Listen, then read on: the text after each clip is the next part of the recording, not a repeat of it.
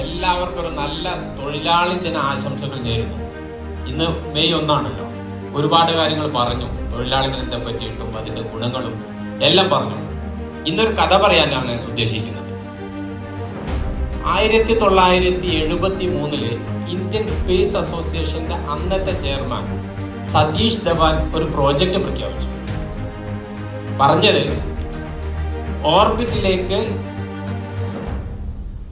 Rocket എത്തിക്കുന്നതിന് വേണ്ടി ഒരു പേടകം ഉണ്ടാക്കുവാനുള്ള ഒരു പ്രോജക്റ്റാണ്.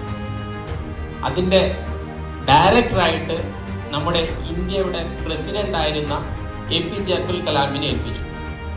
APJ അബ്ദുൽ കലാം ഏറ്റെടുത്തു, പണി തുടങ്ങി. ആയിരക്കണക്കിന് ശാസ്ത്രജ്ഞന്മാരുടെ സഹായത്തോടു കൂടി അതിബൃഹത്തായിട്ട് പരിപാടി മുന്നോട്ട് പോയിക്കൊണ്ടിരുന്നു. 1973 പ്രഖ്യാപിച്ചത്. 1979 ആകുമ്പോഴേക്കും APJ അബ്ദുൽ കലാം പറഞ്ഞു, ഞങ്ങൾ റെഡിയാണ്, ലോഞ്ചിന് തയ്യാറായി. 79 ഓഗസ്റ്റ് മാസം 17 ലോഞ്ചിനുള്ള തീരുമാനമുണ്ട്. അന്ന് ലോഞ്ച് ചെയ്യാൻ അന്നത്തെ ദിവസം എത്തി. കൗണ്ട് ഡൗൺ ആരംഭിച്ചു. ലോകം മുഴുവൻ ഇന്ത്യയെ നോക്കിക്കൊണ്ടിരിക്കുന്നു. വാർത്താ മാധ്യമങ്ങളും മുഴുവൻ ഇന്ത്യയിലേക്ക് നോക്കിക്കൊണ്ടിരിക്കുന്നു. എന്താണ് സംഭവിക്കാൻ? കൗണ്ട് ഡൗൺ ആരംഭിച്ചു. അവസാനത്തെ 8 മിനിറ്റ് മാനുവലായിട്ട് ചെയ്യുന്നതിന് പകരം കമ്പ്യൂട്ടറിൽ ഏൽപ്പിച്ചു. ഇതിനങ്ങോട്ട് കമ്പ്യൂട്ടർ പറഞ്ഞോട്ടെ. 8 മിനിറ്റ് കഴിഞ്ഞു. 4 മിനിറ്റ് എത്തിയപ്പോൾ കമ്പ്യൂട്ടർ പറഞ്ഞു, ലോഞ്ച് ചെയ്യാൻ പറ്റില്ല. There is a problem. രണ്ടാമത്തെ സ്റ്റേജിൽ ഒരു പ്രോബ്ലം ഉണ്ട്, ലോഞ്ച് ചെയ്യരുതെന്ന് പറഞ്ഞു. ഇത്രയും ആളുകൾ, ഇത്രയും എക്സ്പേർട്ടുകൾ ഇരിക്കുമ്പോൾ കമ്പ്യൂട്ടർ ഇങ്ങനെ പറഞ്ഞപ്പോൾ APJ അബ്ദുൽ കലാം കൂടെ ഇരിക്കുന്ന ആളുകളോട് പറഞ്ഞു, കമ്പ്യൂട്ടർ നമുക്ക് മാറ്റി നിർത്താം, മാനുവലായിട്ട് നമുക്ക് ലോഞ്ച് ചെയ്യാം. എക്സ്പേർട്ട് പറഞ്ഞു ആയിക്കോട്ടെ. അങ്ങനെ കമ്പ്യൂട്ടറിനെ മാറ്റി നിർത്തിയിട്ട് മാനുവലായിട്ട് ലോഞ്ചിങ് നടത്തി. ഒന്നാമത്തെ സ്റ്റേജ് കാര്യം കൊണ്ട് പോയി. രണ്ടാമത്തെ സ്റ്റേജിൽ കമ്പ്യൂട്ടർ എന്താണോ പറഞ്ഞത് അത് സംഭവിച്ചു. ഫോൾട്ട് വന്നു, തകർന്നു. 1979 20 കോടി രൂപ മുടക്കിയ ഈ പ്രോജക്റ്റ് ബംഗാൾ ഉൾക്കടലിൽ പതിച്ചു.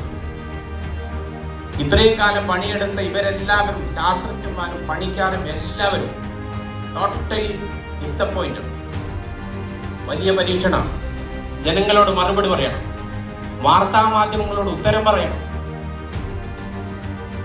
സംഭവം നടന്നതിന് അരമണിക്കൂർ കഴിഞ്ഞപ്പോൾ ചെയർമാൻ സതീഷ് ധവാൻ APJ അബ്ദുൽ കലാമിനോട് വിളിച്ചു പറഞ്ഞു, വാർത്താ സമ്മേളനം വിളിക്കണം. ഞാൻ വാർത്താ സമ്മേളനം വിളിച്ചിരിക്കുന്നു, നിങ്ങൾ എൻ്റെ കൂടെ വന്നാൽ മതി. വാർത്താ സമ്മേളനം നടന്നു തുടങ്ങുമ്പോൾ APJ അബ്ദുൽ കലാമിനോട് പുറകിൽ നിൽക്കാൻ പറഞ്ഞിട്ട് സതീഷ് ധവാൻ പറഞ്ഞു, വാർത്താ സമ്മേളനത്തിൽ പറഞ്ഞു, ഞങ്ങൾക്ക് പരാജയം സംഭവിച്ചിരിക്കുന്നു. എന്തോ ഒരു കാരണം കൊണ്ട് പരാജയം വന്നിരിക്കുന്നു, അംഗീകരിച്ചേ പറ്റുള്ളൂ. പക്ഷെ ഞങ്ങൾ ഇവിടെ കൊണ്ട് നിൽക്കുന്നില്ല, വളരെ ശക്തമായിട്ട് തിരിച്ചു വരും. ഞങ്ങൾ ഇത് 1 വർഷം കൊണ്ട് തന്നെ ഇത് രണ്ടാമത് ലോഞ്ച് ചെയ്യുന്നു. കൃത്യം 1 വർഷമായിട്ടില്ല. 1980 ജൂലൈ മാസം 18 ലോഞ്ചിങ് പ്രഖ്യാപിച്ചു.